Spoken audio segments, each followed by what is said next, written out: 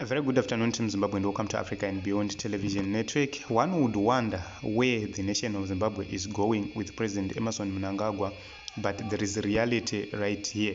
Kudzai Mutisi is saying this is money. It's now a currency printed by ordinary citizens. That's what happens when you have a reserve bank completely out of touch with the daily challenges faced by citizens due to lack of cash.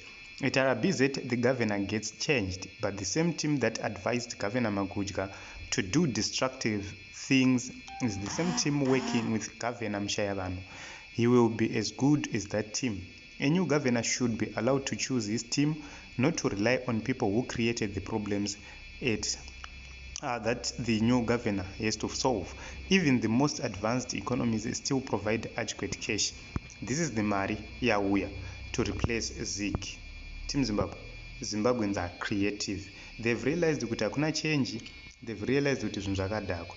Ndobva kuti aiwaka toita sei? Hande tinozvigadzirira mari yedu. And if you pay $1, they give you this thing.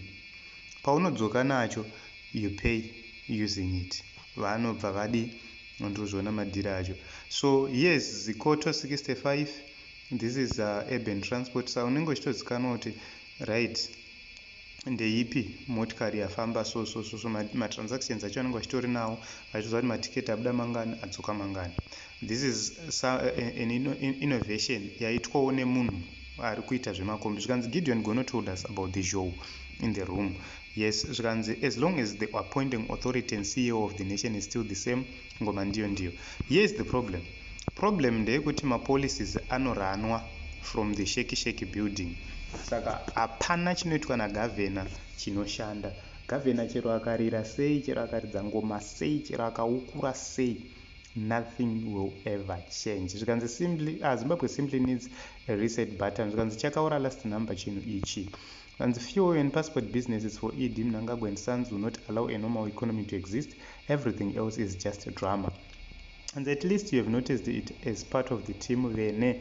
If this was noticed by someone else or Gift Mugano, he will be labeled Western-sponsored pseudo economist and enemy of the regime. Anyway, it's not about RBZ, but ZANU-PF as a whole needs an overhaul. That's the root cause. And please don't blame the RBZ team players for a failed currency. Do not bring any conflict among the first and previous governors. They did their best in a failed economy, and as long as the economic fundamentals remain the same, the results will remain unchanged. We need new leaders. Here is how the governor's hands are tied. You are a governor, you have to craft a policy, but you are told kuti fuel inotengeswa neuser exclusively. No. Kada utengesa nezigi, iwe tinokunyodza. It's because these people are looting. No, that one of the days I was saying, once you walk into the bank, once you walk into the bank, ziva kuti nyika iyoyoyo yaora. Nyika iyoyoyo will never solve economic problems. So finally, you accept that we have problems in Zimbabwe, which was created by ZANU-PF. It's accepted without, and it's accepted without pomp, fanfare, breakfast meetings, roadshows, jingles, and lastly, no gold bars. Just trust, learn or perish. And what did I tell you in the ZANU-PF government? I repeat, nothing works if the politics is not right. Uchashinura, keep backing, uzohlelapi. Money isn't printed for free. Saka cost yekuprintwa kwemari icharaswa before the end.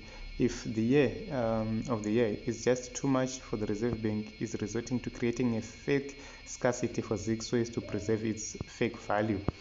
Okay, so guys, I can tell you things are not well with Emmerson Mnangagwa.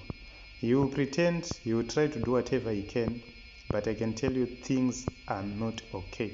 Ukaenda kwa Spar, this is the same thing. Kune ronzi Spar Zimbabwe coupon re 50 cents. It's the same. Vanhu vanogadzira currency yavo vakaona kuti tiri kutungamirirwa nezvidzoi.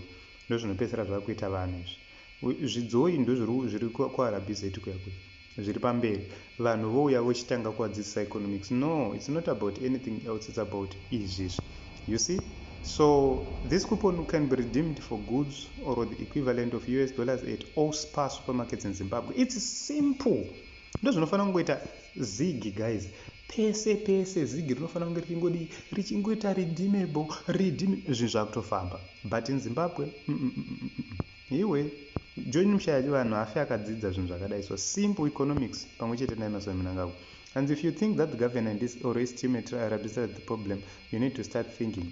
Ekombi Windi just solved a change issue that was benefiting him.